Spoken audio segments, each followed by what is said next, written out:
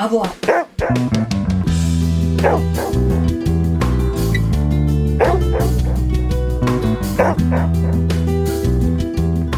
Well, first of all, as a preamble to the introduction for the podcast, I wanted to apologize to all of our Joni Mitchell fans. I know that we might have offended one or two of you guys, or even more out there.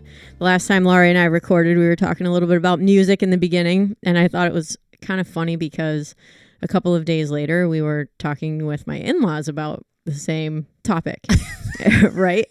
So, talking to my father-in-law, whose name is Augie, sweetheart of a man. And I look at him and go, Dad, did you ever listen to Joni Mitchell in the 70s? And he looks over at me and goes, I got no idea who that even is. Which explains why I did not know either. I'm like, okay. Yeah. There's a lot of Fred Astaire and Frank Sinatra in the house. Not too much folk music. I still stand by the fact that I love A Case of You. Okay. That's the song. That's it. I am in love with that song. I listen to it over and over again, but she's not singing it. No. And Laurie is the type of person that gets addicted to a song and then it plays a lot. Thankfully, it played in my head, on my earphones, so you can't, my headphones, so you can't hear it. No. But I sing it all the time. I do hear you singing it all the time. Dad had another doozy today, so I was going through. So I went to BJ's this afternoon to pick up some stuff, and I saw this woman in the parking lot, and I knew her from somewhere.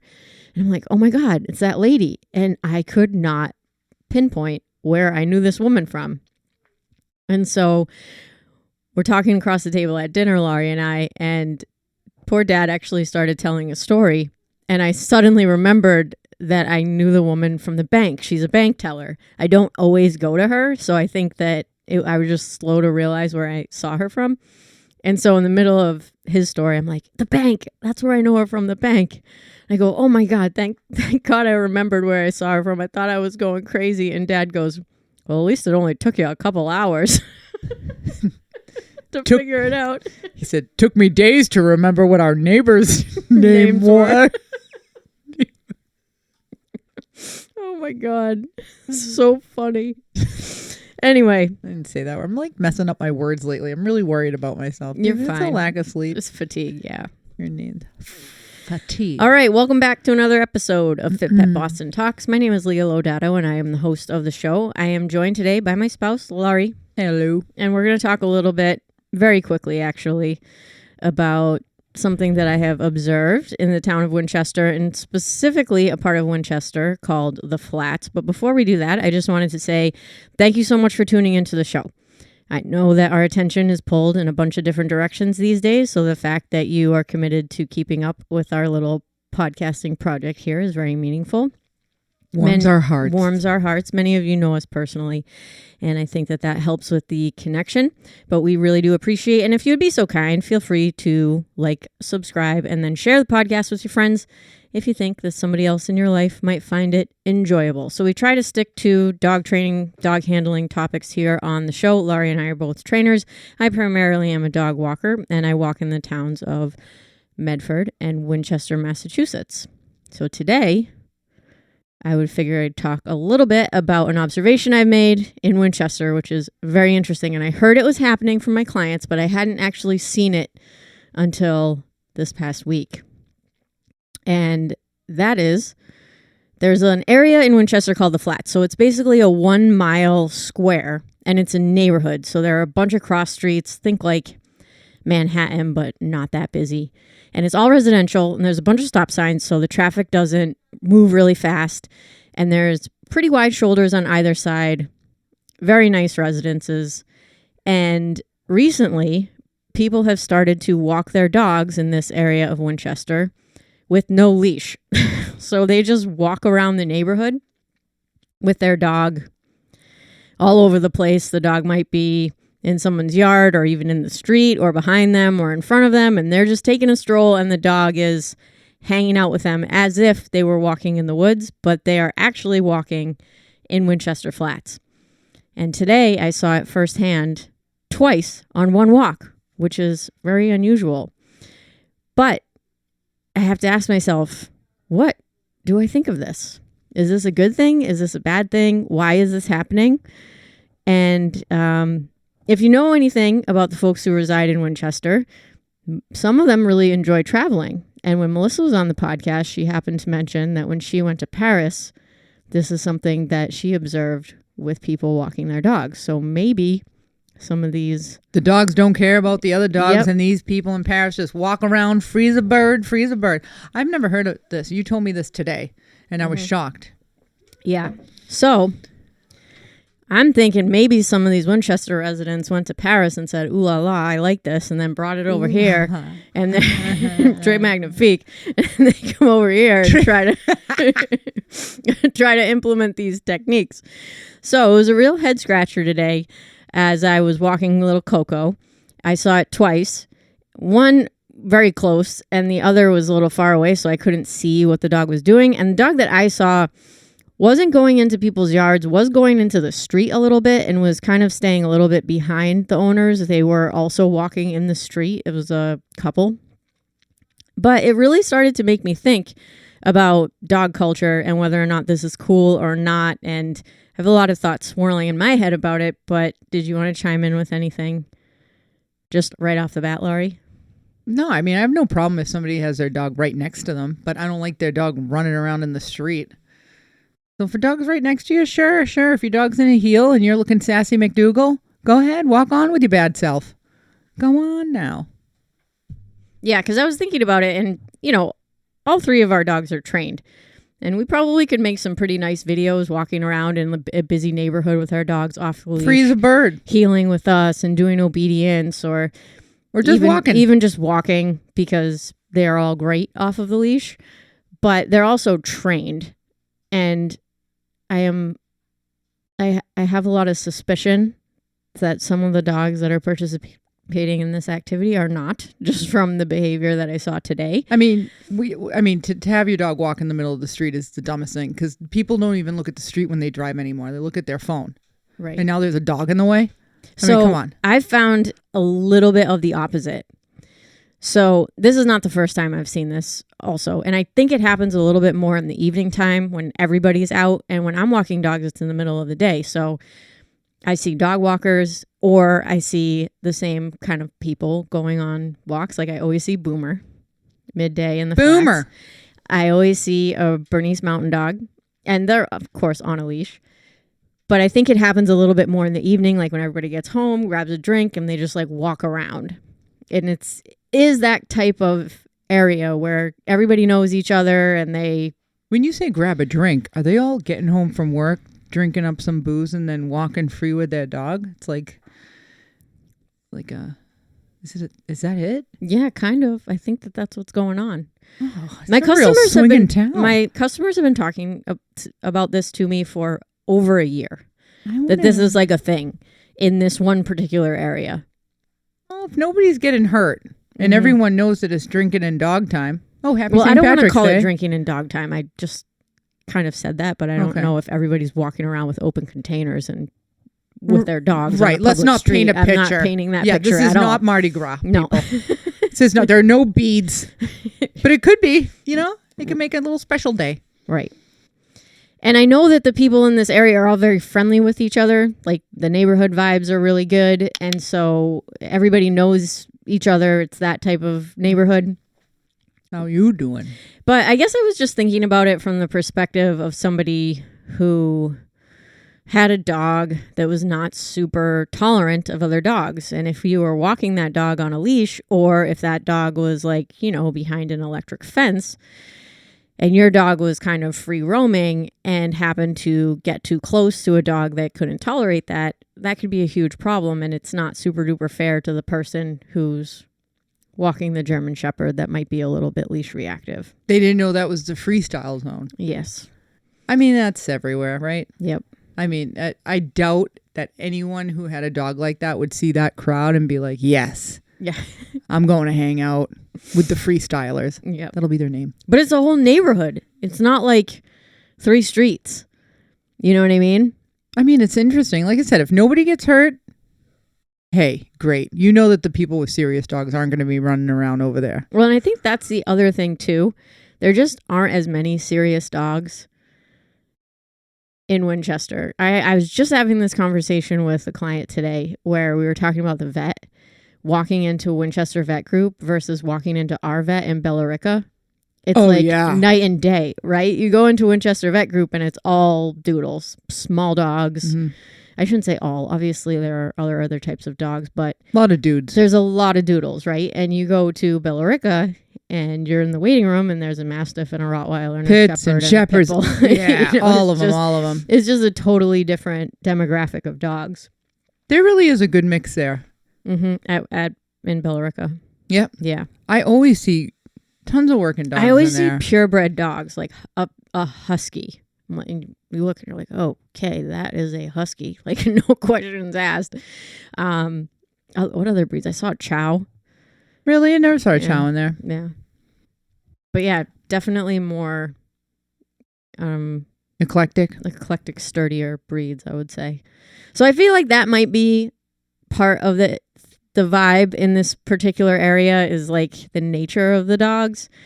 And I'm always one to look at the bright side of things, right? I think from a dog training perspective, not the best idea, because if the dogs aren't absolutely trained and somebody's driving too fast and you can't call them back to you, or you're not paying attention to the dog walks into a yard where, you know, an aggressive dog is behind an electric fence.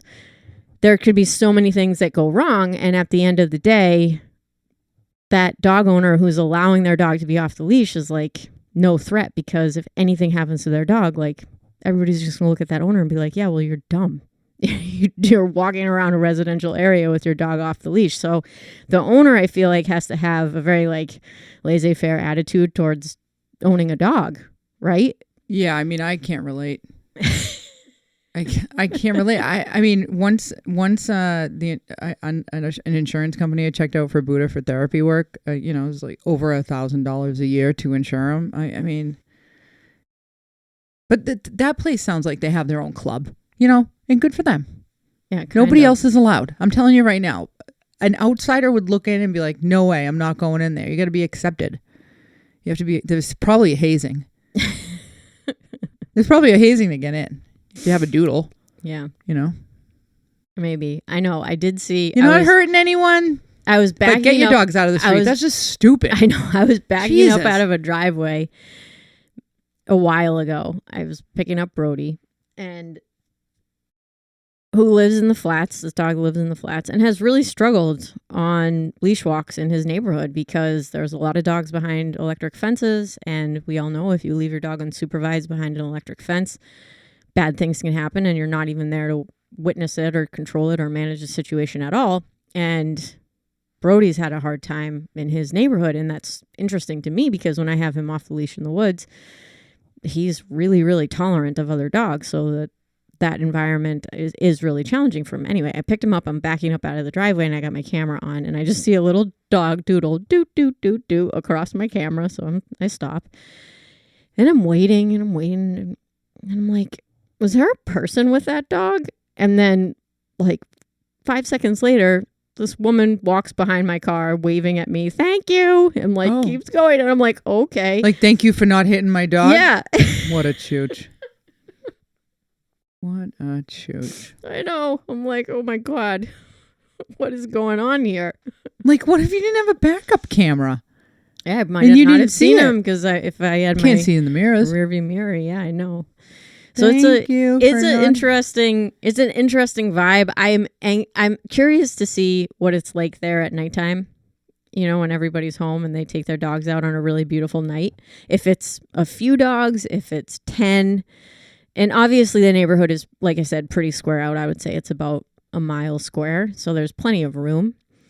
And I actually love training dogs in this area, because there is a really wide sidewalk. So there's the sidewalk, and then there's this really wide piece of grass all through the neighborhood in between the sidewalk and the street.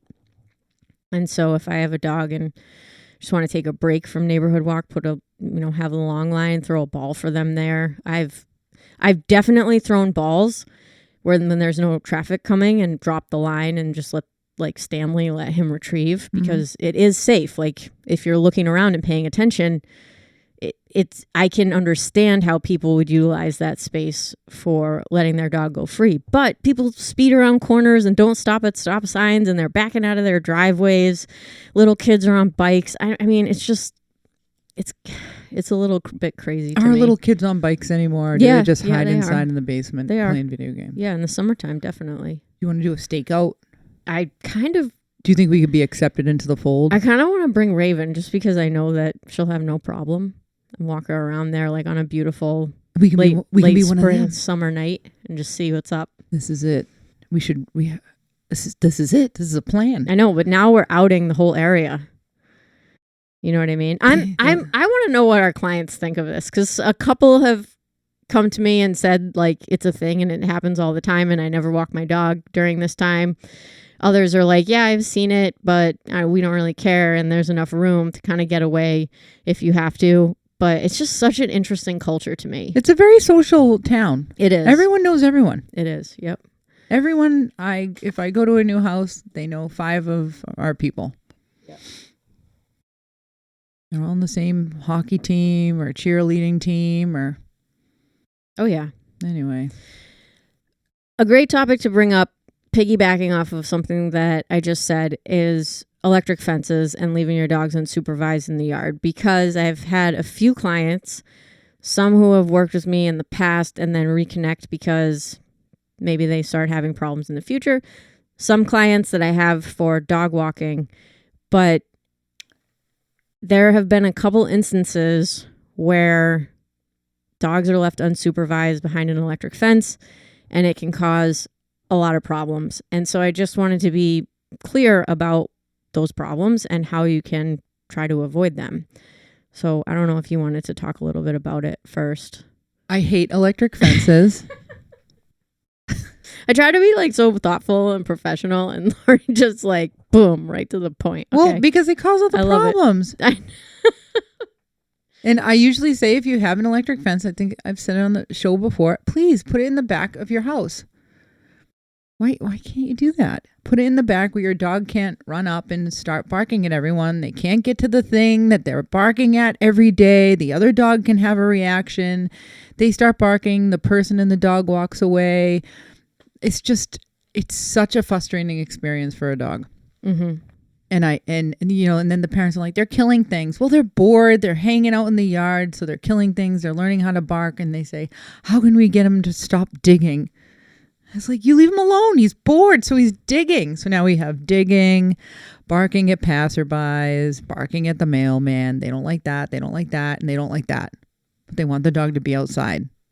Get a fence. Yep. Oh, my God. And the people who buy... Okay. So on Instagram, this is the cutest fence. I just passed the cutest fence in the whole world. And it's a solid wood fence. You can't see through it. And they cut a hole in the fence and they put a plastic globe so the dog can see the other side. Are you kidding me? And that is so dumb. I was like, that's the whole purpose of the fence. Oh. The whole point is so that your dog can't see. Yeah. The ones that I do like, though, is when the neighbors build like a little gate for their dogs to cross in to each other's yard. Yeah. We have one of those. One of our customers does that, yeah, with the neighbor's dog, and they go back and forth. And I think that's damn cute. It is cute. So as long as your dog's, not killing anyone. And then dogs can enter your yard. Mm-hmm. Kids can enter your yard thinking that they're going to touch your dog. Your dog is going to like it. I mean, I can't imagine somebody who had a shiesty dog or a dog with any issues would just leave him out there. That wouldn't be wise. No. And I actually love electric fences because they're so effective. If the goal is to keep the dog in the yard, they 100% fit the bill. They work. Keep the dog in the yard. They keep the dog in the yard. They do. If on paper there was a product and it worked and it was related to dog training, I would say electric fences fit the bill 100%, right? Yep. Like, they're not susceptible to user error. Everybody loves raving about the e-collar and how great it is, and it is. I love remote collars. They're wonderful for allowing dogs to have off-leash freedom. But do they work in every situation? No, because sometimes the training stinks, or the dog, like most of the time because the training stinks, and you know, the owner doesn't have the remote in their hand and it's locked and they can't open it in order to adjust the stem or whatever the problem may be. Our input is very fallible, right? With an electric fence, as long as you charge up the battery and the collar, like, it's gonna work no matter what. So it's like very effective at keeping the dog inside the yard. But when the parents aren't in the yard with the dog, it is seriously a bad habit builder. Totally. Yeah, because that's the only thing. Man, that's a big thing. I have witnessed the most friendly, social, well-bred dogs be completely ruined by the electric fence. I will say that out loud. Be ruined socially because of the electric fence. Not totally without the ability to recover or anything like that, but just really, really, really bad habits building because they're left unsupervised in the yard. And it's such an easy thing to avoid if you're not lazy and you just grab your cup of coffee and go out with your dog. And if you feel bad because your dog doesn't get enough outdoor time, hire a dog walker or prioritize them more. You got a dog because you wanted a companion, and part of owning a dog means being outside. And for a lot of people, the breeds that they decide to purchase are house dogs. They like being inside the house. You know, they don't need hours and hours of hanging out outdoors. And I love the picture of, somebody's working in the yard and their dog's walking around, and that's why they do it. And I think that's great. Well, that's a good application for an electric fence. If you're a gardener and you just want to hang out with your dog, go for it. Like, let them be with you the whole time. If they start bow wowing, you can stop what you're doing and see what's going on, so that they don't develop those bad habits. And I think that they can be great. But if you're just leaving your dog outside unsupervised for any length of time, you have no idea what the heck they're doing. If they have any prey drive whatsoever, they absolutely are killing bunnies. They're everywhere. Like, there's no doubt about it. There's as much poop from the bunnies as there is from people who don't pick up their dog's poop in the woods. Yeah. I know. It's unbelievable. AKA the poop situation. I hope you've all dug your way out of it by now. Unless it just blew away last night. Because, my God, I woke up and I was happy that all the fences were intact and the trees had not fallen on the fence. Because, damn, it was windy. Yes, praise the Lord. Damn. I couldn't believe it. This today in the woods was unbelievable. I took like a couple pictures and some video from today, but every trail that I went on, just really large trees fell last night. I mean, and trees that were not dead either. I mean, most of them are dead, or large branches that were dead, but I passed by one in particular and it was very much alive. And I looked over at the top of the root base and it was just fresh wood, so I don't know if I got struck by lightning. I don't know if the wind was truly that powerful that it just knocked that tree over, or if the tree was just in the wrong place at the wrong time, but it was crazy huge and it fell. I was like, oh my gosh, if this happened in a neighborhood, it would just be a disaster. There was bark all in the yard. Yeah. Just bark everywhere. Yeah. I tried to see which tree limb fell, but I didn't go in the back to go look. And that's another reason why I don't hike when it's really windy. When we have a wind advisory, I absolutely do not hike. I'm alone. That could happen day or night. Just because it happened overnight doesn't mean it couldn't happen during the day if it was a strong gust of wind. And it's just not worth it to me, or for the safety of the dogs, to bring them out when there's a wind advisory. With my luck, yeah, absolutely. I'm going down. I'm going to be a pancake underneath that tree. But I think it's helpful to see how much damage can happen just because of wind. As a dog walker, like if you walk dogs and you're out there and there's like a wind advisory, seriously, ask what the heck you're doing if there's a bunch of trees around, because most of the woods that I walk in, I mean, the majority of the trees are dead or dying. Like, that's just the way that the woods are. And anyone who walks a nervous dog and the wind is blowing, sometimes it really spooks a dog. Oh, I can't hike Hamish and Heidi when it's windy. Nope. Heidi looks at me like she wants to die. Poor thing. She's cute. Yeah. They're both so cute, but they just like, they like being at home. Those two. They're homebodies. They're wicked cute, and one carries his teddy bear all the time. Oh yeah, I take him for a walk on the street and he grabs his toy and he carries it the whole 1.5 mile loop. We get people beeping at us. I try to get him to hold the biggest thing that they have that he'll actually That's awesome. hold. Yeah. It's a duck. It's a yellow duck. The thing I think he prefers to hold is a bunny. That's a very realistic looking bunny, and he loves that. But he'll hold the duck too the whole time, and it's the cutest thing ever. It's so cute. And I get text messages from our clients because they drive by, and I don't know You didn't when I'm in recognize La La them, Land, or so you I'm didn't see them. Yeah. No, I didn't see it. Oh my God, I just saw you with that dog. He's so cute holding the toy. He's adorable, and they love being at home. I remember one time I picked them up, and their sister was home from college, and she was in the shower, and took them for their hike, came back, and mom was home, and she comes out and goes, oh my God, I came home. My daughter was so upset because she thought the dogs ran away from the house. She's been running around the neighborhood for the past 45 minutes because she thought. And I looked at them and I go, listen, these dogs will never run away from your house, just so you know. Like, literally, you could leave this gate wide open and they would be right here. Like, they love being home. And she just was like, well, it kind of makes me happy to hear that. I'm like, don't get me wrong. If they saw a squirrel across the street, they'd probably chase it, but they'd be right back here a second later. Yeah. They're definitely homebodies. As you're talking, our neighbors' dogs are friggin' blowing up. Yep. Yep. They've been behind an electric fence their whole life. Yeah, they have. And now they're on the Halo containment system because the dogs actually dug. So the dogs started digging in the yard when they were on the electric fence. I know, we've never heard of it before. These dogs pulled up all the electrical wires to the lamp posts. Oh, yeah. And they destroyed every wire they could find. It was astounding. And then they had the in-ground one for I can't even tell you, over a decade. They've had that thing, and it's, getting tired and old, and so it kind of gave up. And you heard what she said today. She said, well, it's pretty good. She's like, the Halo containment system, it works. It's pretty good.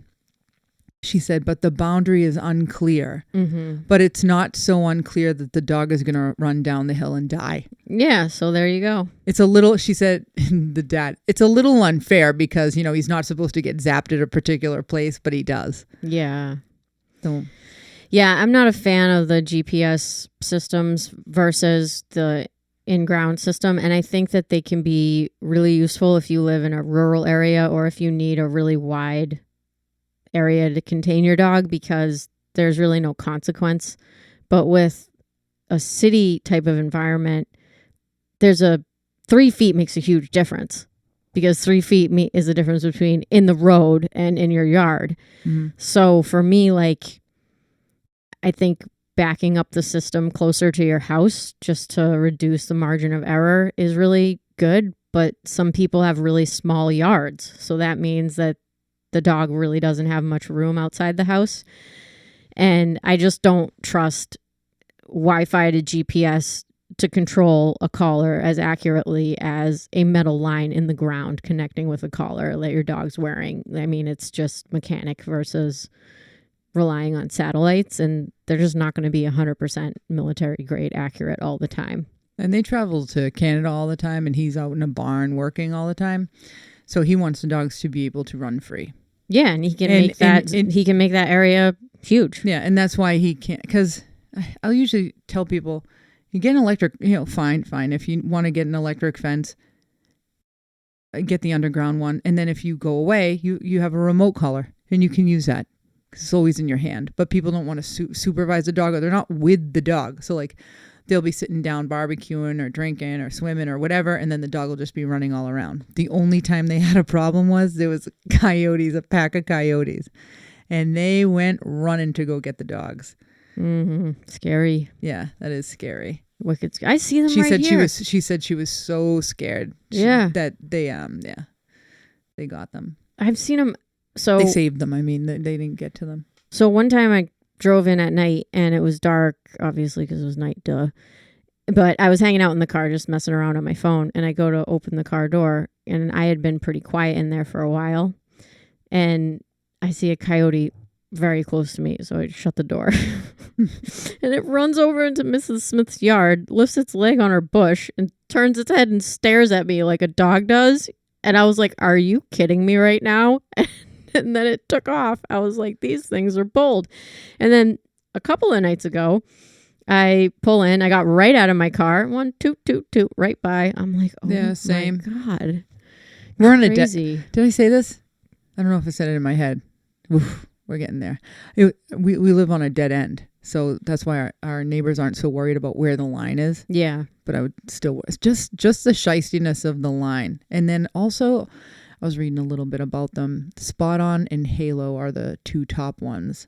For GPS containment systems. Yeah. And it does matter, like the density of the area, who's better. I don't know. People do seem to like them. Yeah. I mean, like I said, I'm always going to go for the line in the ground versus the GPS, but I can see how that's cool. It's cool to use the technology for that way, I suppose. Yeah. I don't know. I'm trying to think of a situation where I would just be walking around in vast space and not have my dog next to me. They're always just next to me. Yeah. I mean, in an ideal world, your dog just would just always kind of hang out within eyesight of you. Mm-hmm. I guess that doesn't happen though. But I did have one customer, her first dog, Louis, he was awesome. He was a Havanese. This dog used to be with me and Melissa all the time. We used to go to the field. He was off leash all the time. I dropped him off at home one day. And then I look in the window and there's Louis staring out the bay window on a bed. And he looked cute. I texted the mom and I said, does Louis always stare out the window? Oh yeah, that's his favorite spot. We have his dog bed there. I said, be careful. Sometimes that's frustrating for a dog. Oh, he loves to watch the bunnies. And I go, oh. Frickin' Louis, the best little Havanese in the world, sees a rabbit and runs out the front door, gets hit by a car in front of the damn bus stop where all the kids are. Oh my God. Totally traumatizing. I think my customer just passed out. I really do. And I think one of the other neighbors helped her. But man, just pull your dog. If you see your dog fixating on these things, pull him away from the window. And yeah, if your dog is going to chase something in the middle of the road and there's a possibility of him getting out, get the electric fence. I'd rather a dog be zapped on an electric fence than become roadkill. Yeah, absolutely. Like, just get it. If you can't watch that front door, you have a ton of kids in your house and they are swinging that door open and you're training and you're doing your best and, you don't have miles and miles underneath this dog before they get out. Get the electric fence if you're worried. It's worth it. It's worth it for your peace of mind. Yeah. Especially when you have kids and those gates are opening all the time. Yeah. And also, if you have an underground fence, be careful if, I think they had a power outage at our neighbor's house and then the fence wasn't working. They had to kind of like reboot it. Mm-hmm. So keep that in mind too. Yeah. And I remember, be careful when you load your dogs into the car too. I remember one time I loaded Blitz into the car and he had his e-collar on. So I took it off of him, but I was holding it in my hand. Oh, no way. Oh yeah. And I backed up over the fence line. Laurie, it was in my hand. You got zapped. The next thing I know, my hand flew up and hit the top of the car. Flew above my head and just hit the top of the car and came down. And yeah, you didn't tell me this. Oh yeah. I was like, oh, whoa.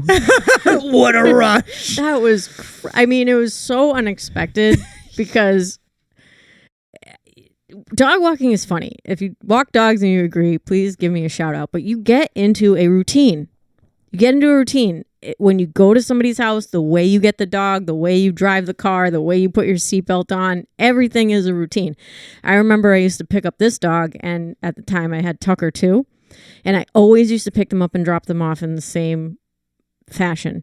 And one time I changed it up because like a car was parked in front of Tucker's house. So I went to Blitz's house first to drop him off. Do you know I drove all around with Tucker, didn't even know he was in my car? I do believe that. I can't believe you got zapped though. But I was like, you get into a routine. So anyway, yeah, I was holding the thing and I never hold the collar because I always either take it off or it's not on him when I pick him up. Without even thinking, I just took it off, grabbed it, shut the door, put the car in reverse. 2 seconds later, yeah. fuzz. But it was powerful. Like, seriously, my whole hand just like, it was like I punched the ceiling of the car. I was like, you gotta be kidding me. You pulled it forward and threw that thing on the stoop left. Like, this thing's dangerous. And now someone listening to this is like, and then you put it on your dog. Yeah. Yeah. See how that's why it keeps them in the yard. It really works really well. Yeah. Leah, you don't drink anymore. What do? Well, I take that collar, I hold it in my hand, and I wait for that jolt of life to hit me. I back up at different speeds just because. Well, I remember one time my brother, he has pigs, and he was setting up the fencing for the pigs. Ugh, poor pigs. Hey, those pigs have the life. Their pen is very They have the life until. huge. Anyway. I don't want to talk about it. So my brother was talking to me. Now, my brother's not one to make a lot of mistakes in life. He just does everything very deliberately, and he thoroughly.